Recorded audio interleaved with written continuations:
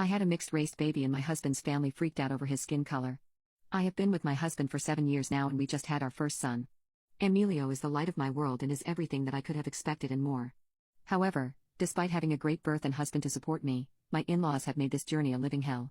I am South African and my husband is white, so we were bound to have a few issues because of race. Surprisingly, most of the race issues have come from his family not accepting that their grandson, nephew, or cousin could turn out to be darker skinned than them.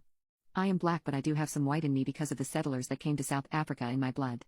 Ever since I was pregnant, his whole family kept asking me questions about my family history, who was black and who was white. It was his grandma, mom, father, siblings, and cousins asking these sensitive questions that I did not feel comfortable answering. After a while, I got really upset and no longer made appearances at their houses and family functions.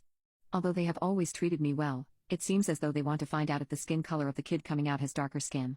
I didn't see the problem with this, but to them it felt like the end of the world and a tarnish on their lineage. When the day came for my son's birth, I pushed and pushed for hours until my baby was born. I didn't allow any of his family members inside and only let them know a few days after. My husband didn't mind since he knew how stressful they have been during my pregnancy and I needed time alone with my son without their negativity during post-recovery.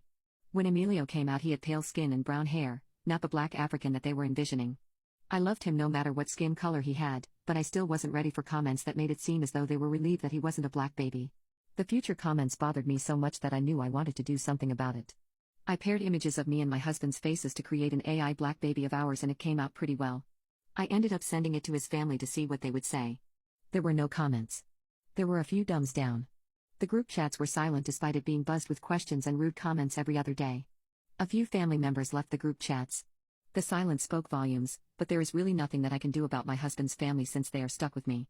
I keep telling myself I can only move with caution around them and remember how unsafe their spaces are for my mixed-race child, Emilio.